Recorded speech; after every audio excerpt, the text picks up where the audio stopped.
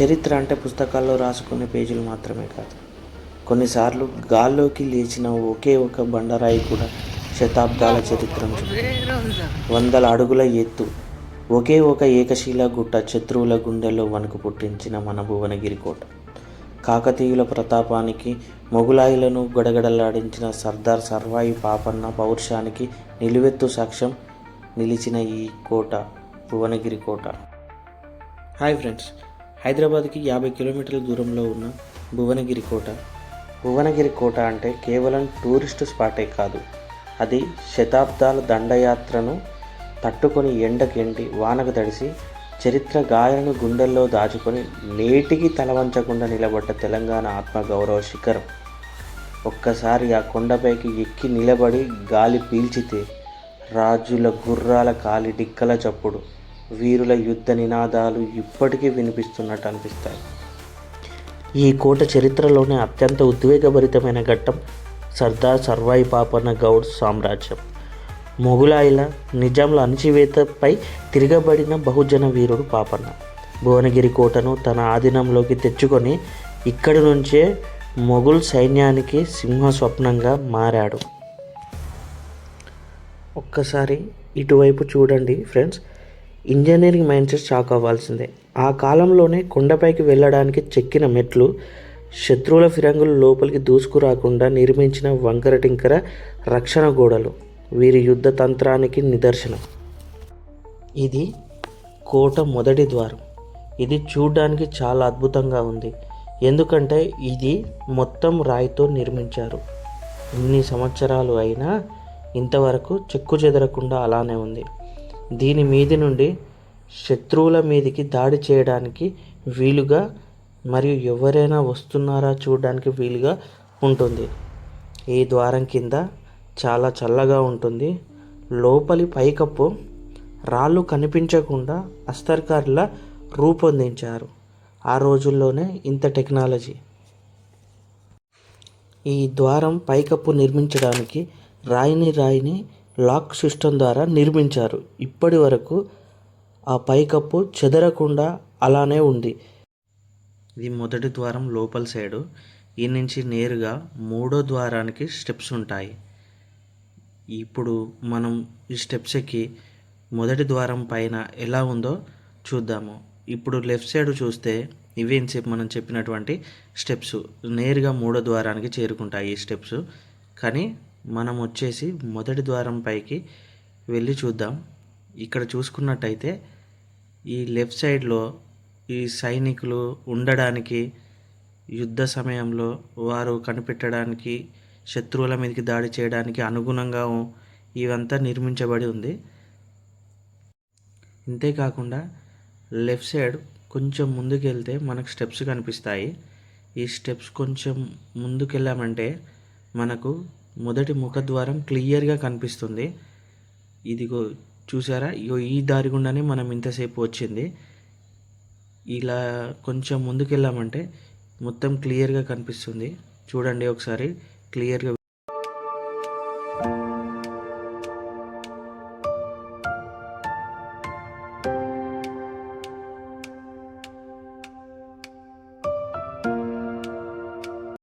ఇలా కనిపించేది Bhuvanagiri bus stand. ఇది కోటకు దగ్గరలో ఉంటుంది. 2 minutes వాకబుల్ డిస్టెన్స్లో ఉంటుంది. చూడడానికి బస్ స్టాప్ ఎంత క్లియర్గా కనిపిస్తుందో చూడండి మీరు. ఇక్కడి నుండి మళ్ళీ ప్రయాణం కొనసాగిద్దాం. అలా కనిపించేదే రెండవ ద్వారం. ఈ మెట్లను రాజులే కాకుండా గుర్రాలు మరియు ఏనుగులు గుట్ట మీదకు వెళ్ళే విధంగా నిర్మించారు. ఈ ద్వారం పైకప్పు రాళ్లతో నిర్మించారు. చూడండి, పెద్ద రాళ్ళు కూడా కనిపిస్తున్నాయి. ద్వారం లోపలి వైపు ఈ విధంగా ఉంది చూడండి.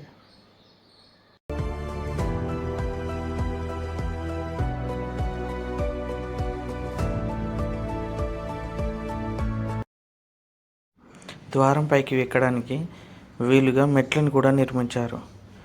దాని పైనకి ఎక్కి చూస్తే వ్యూ చాలా బాగుంది. చూడండి ఒకసారి గ్రీనరీతో ఎలా కనిపిస్తుందో. చుట్టూ సిటీ కూడా చాలా బాగుంది. మనం ఈరోజు చూస్తుంది శిథిలాలే కావచ్చు, కానీ ఒకప్పుడు ఇదే ప్రదేశం రాజ్య పరిపాలనకు కేంద్రంగా ఉంది. ఈ కోటను చూస్తుంటే చరిత్ర ఎప్పటికీ చనిపోదు. ఇలాంటి కట్టడాల రూపంలో మన ముందే నిలిచి ఉంది.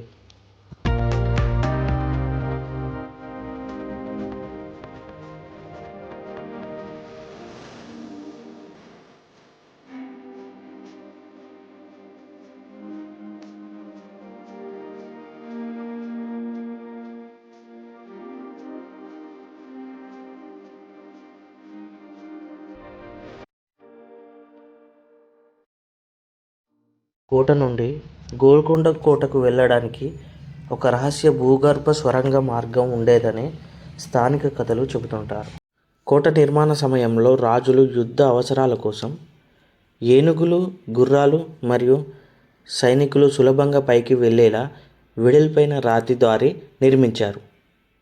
మెట్లు మాత్రమే కాకుండా వంపులు తిరిగే ర్యాంప్ కూడా ఉండేది. దీంతో ఏనుగులు ఆయుధాల సామగ్రి మోసుకుంటూ కోటపైకి వెళ్ళేవి. కాకతీయులు, కుతుబ్ షాహీలు మరియు మొఘలాయుల వంటి అనేక రాజవంశీయులు పరిపాలించిన కోట ఇది. శత్రువులను ముందుగానే గమనించేలా ఎత్తైన ప్రదేశంలో నిర్మించబడిన ఈ కోటలో బలమైన ప్రహరీ గోడలు, ప్రవేశ ద్వారాలు ఉన్నాయి.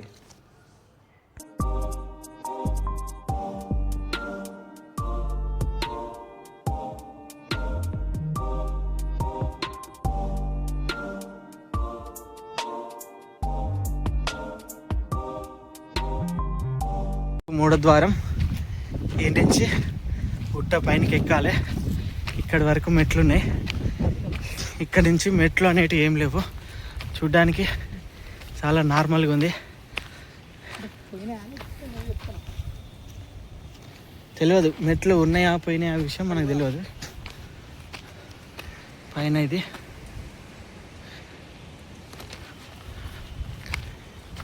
ఇక్కడ నుంచి మెట్లు అనేటివి లేవు.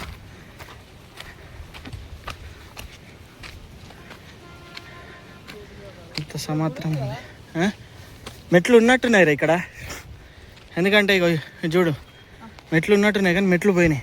నీకు కూడా తెలుసా ఇది బాయి నీళ్ళు రా. ఇదివరకు మన ఇవి ఉంటాయి గుట్ట మీద 7-9 బాయిలు ఉంటాయి. ఇవి అవే అందులో ఇదొకటి. ఈ కొండపైన వర్షపు నీటిని నిల్వ చేయడానికి రాతితో చెక్కిన కుంటలు, బావులు ఉన్నాయి. ఈ కుంటలు, బావులు కేవలం వర్షపు నీటిని నిల్వ చేయడమే కాకుండా కొండ మీద పడే ప్రతి నీటి బొట్టుని చిన్న కాలువల ద్వారా కుంటలలో, బావులలో కలిసే విధంగా రాతిని చెక్కారు.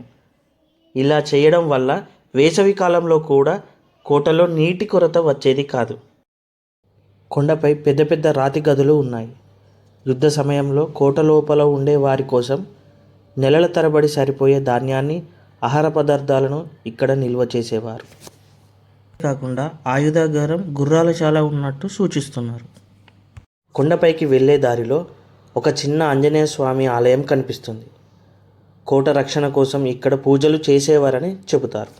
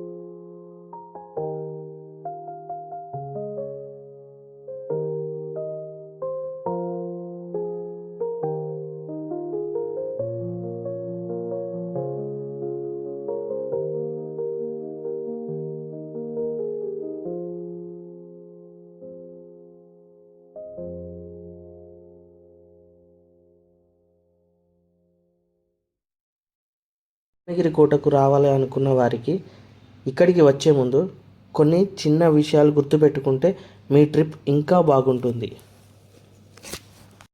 ముందుగా మంచి గ్రిప్ ఉన్న షూ వేసుకురండి. ఎందుకంటే కోటపైకి వెళ్ళే దారి ఎక్కువగా రాతి మార్గంలో ఉంటుంది. వాటర్ బాటిల్ తప్పకుండా వెంట తీసుకెళ్ళండి. పైకి ఎక్కేటప్పుడు కొంచెం అలసటగా అనిపించవచ్చు, కాబట్టి మధ్య మధ్యలో నీళ్లు తాగుతూ వెళ్ళడం మంచిది. ఈ కోటను మొదట హిందూ రాజులైన చాళక్యులు, కాకతీయులు నిర్మించినప్పటికీ ఆ తర్వాత కుతుబ్ షాహీ రాజుల చేతుల్లోకి వెళ్ళడంతో ఇక్కడ కట్టడాలపై ఇస్లామిక్ ముద్ర పడింది. ముఖ్యంగా కొండపై ఉన్న కొన్ని మసీదు శిథిలాలు, తోరణాలు మరియు ప్రవేశ ద్వారాల వద్ద ఉండే ఇండో ఇస్లామిక్ శైలి కళాఖండాలు దీనికి నిదర్శనం. ఇక్కడ కనిపించే ప్రతి రాయి ఒక శిల్పి కష్టానికి గుర్తు. యంత్రాలు లేని కాలంలో ఇంత పెద్ద కోటను ఎలా నిర్మించారనిపిస్తుంది. కాలం మారిన, రాజులు మారిన, సామ్రాజ్యాలు అంతరించిపోయిన ఈ కోట మాత్రం ఇంకా గర్వంగా ఇలానే నిలబడి ఉంది. కొండపైకి వెళ్ళే కొద్దీ దారులు ఇరుకుగా, మరి శత్రు సైన్యం గుంపులుగా ఒకేసారి పైకి రాకుండా అడ్డుకునేలా వ్యూహాత్మకంగా దీనిని డిజైన్ చేశారు.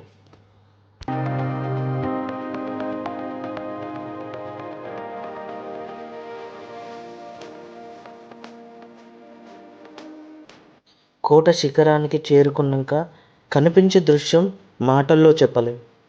కొండపైకి ఎక్కడం కొంచెం కష్టంగా అనిపించినా ప్రతి అడుగు చాలా ఆసక్తికరంగా ఉంటుంది. చుట్టూ చూస్తే పచ్చని ప్రకృతి, దూరంగా కనిపించే భువనగిరి పట్టణం, చల్లని గాలి మన ప్రయాణాన్ని మరింత ప్రత్యేకంగా మారుస్తాయి. ఈ రాతి గదులు చూస్తే నిజంగానే పాతకాలం రాజులు ఎలా జీవించేవారో గుర్తుకు వస్తుంది. కొన్ని గదులు చూసిన వెంటనే ఇవి ఖైదీలను పెట్టే జైళ్ళేమో అనిపిస్తుంది, కానీ వాటి అసలు ఉపయోగం ఏంటో పూర్తిగా తెలియదు. సైనికులు ఉండడానికి, సామానులు దాచుకోవడానికి, అవసరమైతే ఖైదీలను ఉంచడానికి కూడా ఉపయోగించి ఉండవచ్చు. ఏదేమైనా ఈ గదులు చూస్తుంటే వందల ఏళ్ల క్రితం కోటలోని జీవితం మన కళ్ళ ముందే కనిపించినట్లుంది. ఈ గదుల నుండి మెట్లు నేరుగా కోట ముందు భాగానికి చేరుకునే విధంగా ఇక్కడ మెట్లు ఉన్నాయి. ఇదిగో చూడండి, ఇదే కోట ముందు భాగం. ఈ కోటను నిర్మించడానికి శత్రువులు ఎక్కలేనంత నిటారుగా ఉన్న కొండను ఎంచుకోవడమే కాకుండా కొండ చుట్టూ 2 లేయర్ల రక్షణ గోడలను నిర్మించారు. ఈ కోట ప్రత్యేకత ఏంటంటే ఇది విడివిడి రాళ్లతో కట్టింది కాదు. దాదాపు 500 అడుగుల ఎత్తులో ఉన్న ఒకే ఒక భారీ గ్రానైట్ గుట్ట ఇది. కొండ చివరన శత్రువుల కదలికలను నిరంతరం కనిపెట్టేందుకు వీలుగా సైనికుల కోసం చిన్న చిన్న గదులు ఉన్నాయి. ఇక్కడి నుండి సైనికులు పగలు జెండాల ద్వారా, రాత్రిపూట మంటల ద్వారా కింద ఉన్న సైన్యానికి సమాచారం అందజేస్తారు.